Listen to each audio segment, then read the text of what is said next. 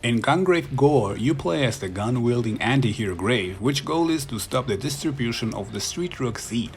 If you read seed backwards, it means these, which ultimately leads into these nuts. G.O.R.E is a sequel to previous PS2 games, so if you haven't played those games for a while, you may have some issues to understand what's going on here. Luckily, the new game has a recapture video in the menu which gives you an idea what's going on. Now, I will admit I have played the first game but never finished back in the day.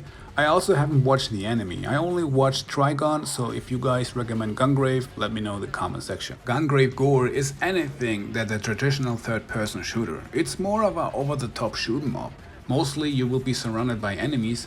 Since you don't have the traditional cover system we have in most shooters, it is important to evade and dodge enemy bullets, rockets and attacks. You can deflect rockets back to enemies, grab enemies and use them as shield, and if you reach a specific combo threshold you can perform the storm barrage and shoot in all directions or more powerful moves. Since the level fills completely with enemies from all sides, it is almost impossible to stay untouched. The shield can only withstand only a certain amount before it gets depleted. To replenish some of your shield gauge you can instant kill stunned enemies. It's good to keep an eye for those chances. No matter if you dodge out of bullets, grab enemies as a shield, the most important thing is in the game, don't stop shooting. Never stop shooting when you find yourself circled with waves of enemies from all directions. Never stop shooting when you shoot Orcmen that are stuck in their own weird punching animation. Never stop shooting when fighting bosses, especially who are stuck in walls. And never stop shooting even when no enemy is around. Seriously, the combo meter will rise even if you shoot just objects. The more you shoot, the more your demolition gauge will rise, and once filled it will give you 1 demolition point. Those points can be used to perform the devastating demolition shots. Depending on the attack you'll need more or less points. Then can be for example the death blow. That will spawn a rocket that Grave will kick into enemies. Great! Destroy that cover!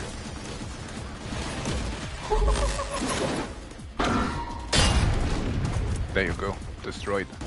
Using 2 points you can activate Graveyard that slows down time. My favorite is Seedfall. It might require 3 points, but that will unleash a blast that cleans almost the entire map region.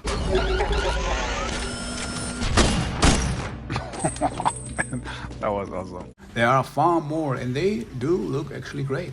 If enemies are close, you can perform certain death howler combos. You can expand combos with more combo finishes. After each level, you can unlock new skills, demolition shots or stats like more health and more damage in the lab. For that you need DNA points, which you gather depending on your end score. The levels are very linear with 0 collectibles. You see here and there a nice cutscene that brings you back straight into the PS2 nostalgia 2002 era. And I mean this in a good way, the cutscenes are actually really cool.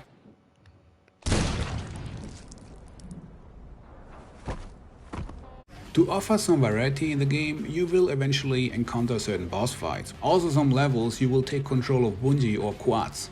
Last two have their own abilities. The South Korean developers did a pretty good job to deliver a modern touch to the old school arcade shooter while still staying true to the roots. That can be seen as good or bad. I personally think this is what probably most fans could ask for, but unfortunately the game had some annoying points which I'm gonna mention now. First and foremost, the most annoying thing is that the game has a permanent automatic lock system. Funny enough, the game has a lock system in an automatic lock system, which doesn't make much sense to me. If you have a certain distance, you're going to aim manually, but as soon as you come closer to enemies, the lock system will take over. I found myself many times in situations where I kept shooting at stunned enemies instead of the guys who were shooting next to them, or not being able to shoot explosives no matter how far I turn the camera from enemies, which is in most cases impossible since there are enemies literally everywhere. Another point is the lackluster boss fights and their weird hitbox, when sometimes it's very difficult to dodge their attacks, others will simply not hit you even if you barely move.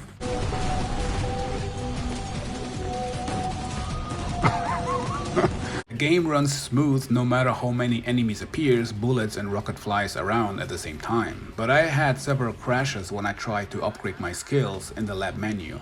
That may have been fixed in the day 1 patch though. No, it really depends what you expect from this game. If you have zero clue what's coming and you're okay with a more arcade shooter, this game can actually be fun. If you hope for a fresh new wind in the third-person shooter genre, you might want to keep your distance from this game, since this game is definitely more for fans of the OG Gungrave PS2 games. I needed 12 hours for a playthrough. After finishing the game, you unlock the Gore difficulty, which was definitely too much for me since hard is actually hard in this game. Enemies will deal a ridiculously amount of damage with normal bullets, and if you die during the Gore difficulty, you have to repeat the entire chapter. If the game would have manual aim and maybe a handful of more instant kill animations, the game could have been so much better. My final rating for Gungrave G.O.R.E is a 6 out of 10. Overall, I did enjoy the game, and if you like the PS2 games, I definitely recommend the game. If you never played those games and currently looking for something new, you might wanna check this out or wait for a price drop. Thank you for watching my review, and see you.